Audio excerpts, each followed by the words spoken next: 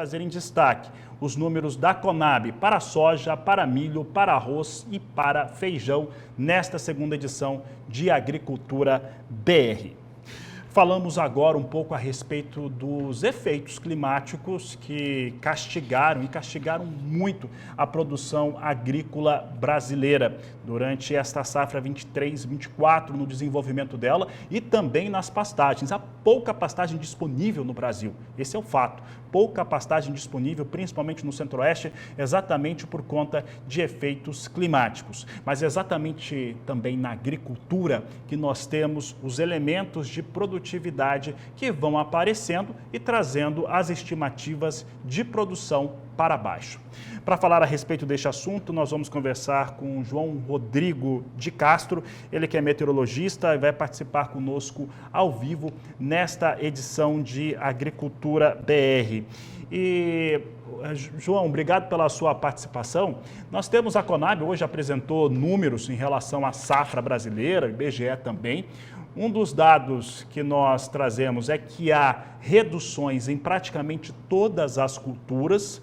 O entendimento aqui, inclusive, da equipe do Agricultura BR é que a Conab está otimista demais, foi muito conservadora nos cortes, apesar de ter cortado. Está muito conservadora nos cortes, é um movimento natural de uma estatal, de um órgão de governo, mas não está refletindo muito a realidade que nós vemos no campo e que os produtores nos contam. Como que vocês hoje têm visto essa relação de produtividade no campo relacionado ao clima que foi instalado no Brasil durante o desenvolvimento das principais culturas? Boa tarde, seja bem-vindo.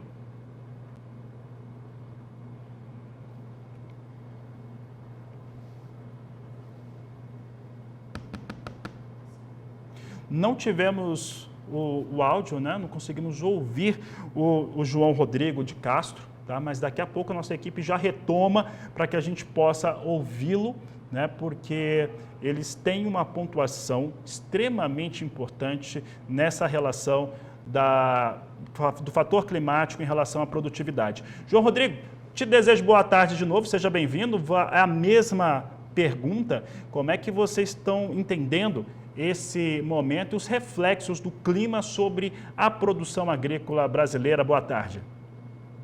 Olá, Fabiano, boa tarde. Prazer estar aqui falando com vocês novamente. De fato, esse ano a safra ela foi impactada de forma bastante severa sobre as condições de clima. Nós falávamos, né, lá desde o início de setembro, que a gente teria um El Niño aí de intensidade bastante elevada e que, como consequência desse El Niño, havia uma tendência, então, das chuvas serem mais irregulares. Isso foi o que de fato se desenhou. A gente viu a campanha da safra de soja desse ano, por exemplo, arrancando com bastante dificuldade, com chuvas irregulares, uma necessidade muito grande de replantio em várias áreas, em vários estados. E isso aí foi se mantendo, né, se alongando ao longo da safra inteira. Então, a falta de precipitação ocasionou aí a formação de áreas de lavoura, né, com stand longe do adequado, né, longe do ideal, ou seja, as sementes elas germinavam, algumas morriam, ocorria vários abortamentos. Então, a lavoura ela se estabeleceu em uma condição de média para ruim em vários lugares.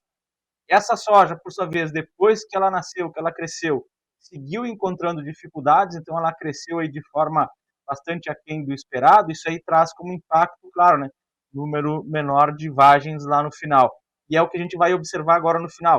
A gente tem algumas áreas mais precoces que já estão colhendo, uma colheita muito abaixo do esperado, e as que estão agora, uma grande parte das lavouras, estão aí em fase de formação de vagens e de enchimento de grãos.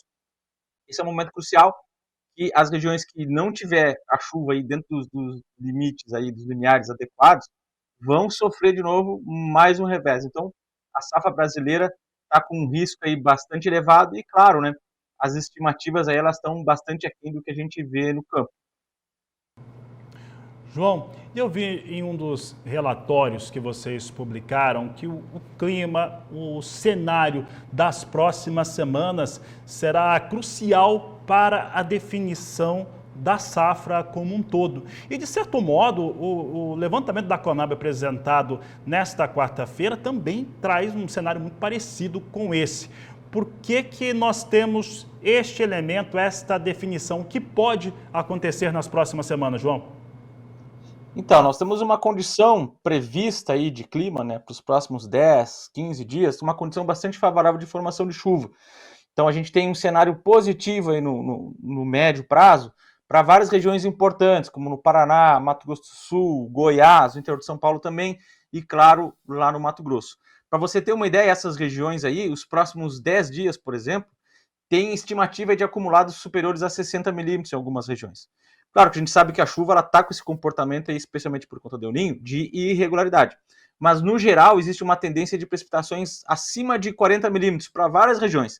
Desde se nós pegar aí a região do Mato Grosso do Sul, se nós pegar Dourados, Campo Grande, São Gabriel do Oeste, se a gente for lá para o Mato Grosso, também em boas condições, especialmente lá no Nortão, você pega a 163, vai lá para Sinop, então tem excelentes condições de chuva para os próximos 10 dias. Então, ou seja, aquelas áreas que estão em um período crítico aí, dentro lá do período reprodutivo, qualquer milímetro agora é importante para o enchimento dessas vagens, Fabiano.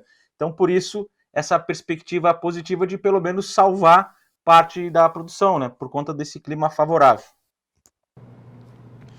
E você acredita, João, que essas chuvas desses próximos 10, 15 dias possam, de alguma maneira, salvar parte da safra, já que o produtor também faz a sua semeadura em momentos diferentes, por uma questão de segurança e também por uma questão de técnica agrícola. Isso pode trazer uma recomposição desta safra? Com certeza, Fabiano. Esse escalonamento aí do semeio, né, do momento de plantio, vai fazer com que o estágio crítico ali, por exemplo, do desenvolvimento de floração, por exemplo, nós pegamos a floração. Se você tem uma recorrência boa e uma condição boa de temperatura e também de umidade, você vai ter o desenvolvimento de vagens, né? Ao contrário, se você não tem essa condição ideal de temperatura e também de chuva, você tem um abortamento muito severo na soja, quando você está ali na floração e se não tem condições adequadas. Então, a expectativa é positiva por conta disso. Então, existem áreas, né? Se nós pegarmos, por exemplo, como base o dado do Paraná, lá no Paraná, 50% mais ou menos das lavouras de soja estão nesse período ali entre a floração e a formação das vagens. Então, nesse momento é um momento crucial. Então, lavouras do Paraná vão ser beneficiadas e se mantém a chuva, então a tendência é que eles tenham uma recomposição causada de perdas, né, causada principalmente lá no início por conta do crescimento irregular e do abortamento de sementes.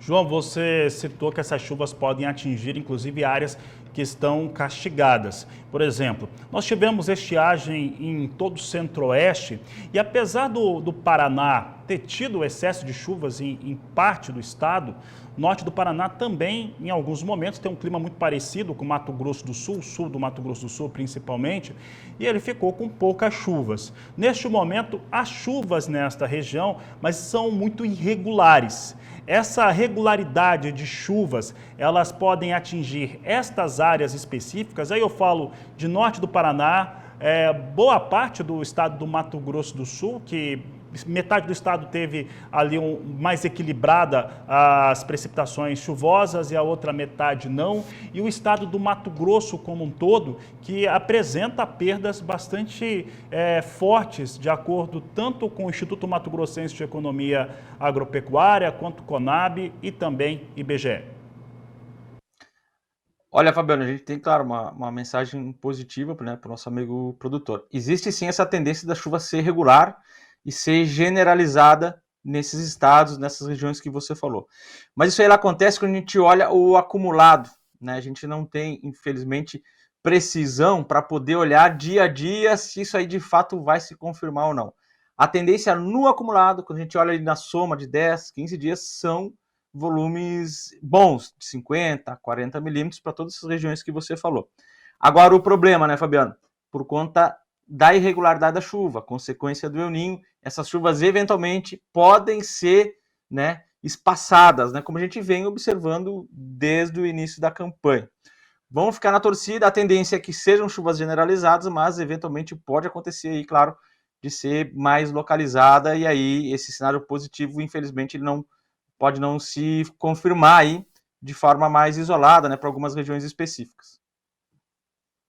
Os fatores que marcam esta campanha 2023-2024, além dessa irregularidade de chuvas, ainda que em alguns momentos o acumulado fique próximo à média de anos anteriores, ela deixou de ocorrer em momentos cruciais de desenvolvimento de lavoura. Mas não foi só esse elemento. Nós tivemos calor intenso em boa parte do país, aí o Centro-Oeste de novo, Goiás, a fronteira agrícola do Mato Piba, Maranhão, Tocantins, Piauí, Bahia, passando também por cenários semelhantes, e também a maior parte de Minas Gerais. O quanto que esse calor intenso, ele também trouxe um elemento de perdas para a produtividade brasileira?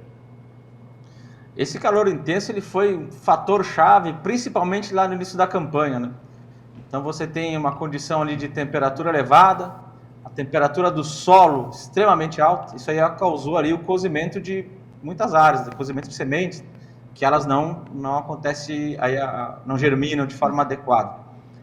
O que aconteceu ao longo de toda a campanha, esse calor excessivo, ele é fundamentalmente os efeitos, né? Voltando lá na questão do El Niño. A característica do El Niño, ela é irregularidade da precipitação, especialmente no norte, mas pegando também ali no norte do Mato Grosso, e na região central do Brasil, temperaturas elevadas. Isso é o que a gente tem de senso comum na academia.